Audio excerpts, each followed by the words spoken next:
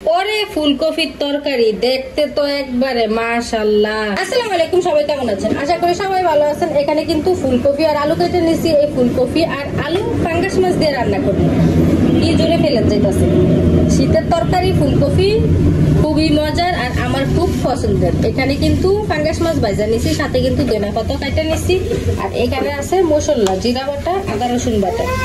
এই জায়গায় পেঁয়াজ কুচি বসিয়ে দিছি তেলে। এটা কিন্তু ভাজা হয়ে গেছে, আমার পেঁয়াজটা ভাজা হয়ে গেছে। এখন হচ্ছে যে এই যে এই পরিমাণ জিরা দিয়ে দিব, আর সাথে অল্প পরিমাণ রসুন বাটা আর আদা বাটাটা দিয়ে দিব।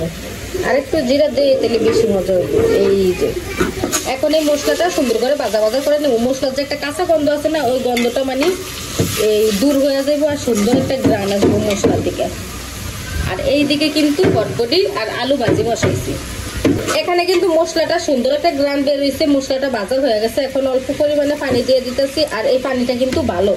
তরকারিটা ধুয়ে তরকারির সাথে আমি পানি রাখছি, এটা একবারে ভালো পানি। এখানে কিন্তু হলুদ দিছি, লবণ দিছি, মরিচের গুঁড়া দিছি। এখন হচ্ছে যে এই মশলাটা কিন্তু ভালো করে আমি কষিয়ে নিব।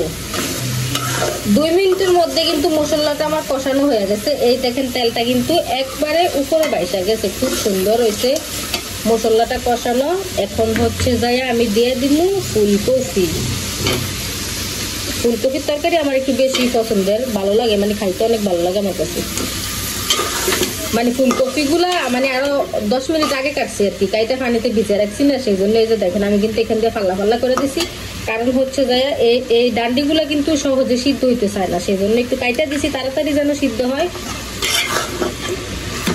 পানিতে ভিজিয়ে রাখার কারণে এগুলা মানে কেমন একটা হয়ে গেছে, শক্ত হইয়া ফুলের মতো সরিয়া গেছে। এই দেখো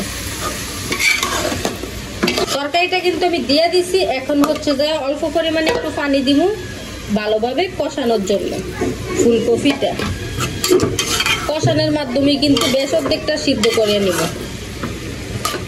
আর তরকারি ভালোভাবে কষাইলে কিন্তু বেশি মজা হয়। এইদিকে কিন্তু ফুলকপিটা আমার কষানো হয়ে গেছে। এই যে দেখেন এখন কিন্তু লাইগা লাইগা যেতে আছে, আর বটবটি ভাজিটা কিন্তু হয়ে গেছে গিয়া। এই যে একটুখানি ধনিয়া পাতা দিয়ে দিছি, আর একটু থাক, একটু ভাজা ভাজা করলে বেশি ভালো লাগে। চুলার আঁচটা কিন্তু কমানো রাখছি ভাজি। আর এই দিকে এখানে কিন্তু জল দিয়ে দিন, সাথে কিন্তু বটবটি ভর্তাও আছে। এই যে দেখছেন এটাতে কিন্তু পেঁয়াজ রসুন আমি বেশি দিছি, আর ভর্তাটা কিন্তু ভীষণ মজা হয়েছে, ভীষণ মজা। পেঁয়াজ রসুন ভাইজাও দিছি, পরে হচ্ছে যায় পেঁয়াজ কাঁচাও দিছি। আপনি হচ্ছে যা পেঁয়াজ রসুন ভাইজা দিয়ে পরে কাঁচা পেঁয়াজ যদি অল্প করে হাফ বাটা মানে আদা আদা বাটা করে দেন, তাহলে কিন্তু ভর্তা বেশি মজা হয়। ধনিয়া পাতাও দিছি, এটা খুবই মজা হয়েছে। তরকারিটা কিন্তু বলক আসতে 2 মিনিট হয়ে গেছে গিয়ে। এখন হচ্ছে যে আমি মাছগুলো দিয়ে দিব। পাঙ্গাস মাছ আমাদের ঘরের সবার পছন্দের মাছ, পাঙ্গাস মাছ।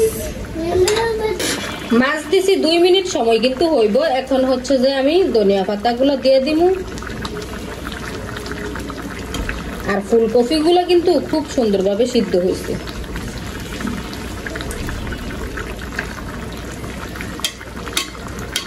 যখন কষাইছি কষানোর ভিতরে কিন্তু বেশিরভাগ সিদ্ধ হয়ে গেছে। গ্যাস একটু কম আছে, সেজন্য একটু আস্তে জাল হইতেছে। তাছাড়া চুলার আঁচটা বাড়িয়ে দিলে তাড়াতাড়ি হয়ে যেত। তরকারিটা কিন্তু এখন আমার রান্না হয়ে গেছে। আর শীতের সময় কিন্তু ফুলকপির তরকারি, মূলার তরকারি এগুলা কিন্তু খুবই ভালো লাগে শীতের সময়। এখন হচ্ছে যে চুলাটা আমি বন্ধ করে দিব। পরে ফুলকপির তরকারি দেখতে তো একবারে মাশাআল্লাহ, কত সুন্দর দেখা যাইতাছে। সবাই ভালো থাকবেন, সুস্থ থাকবেন, আল্লাহ হাফেজ।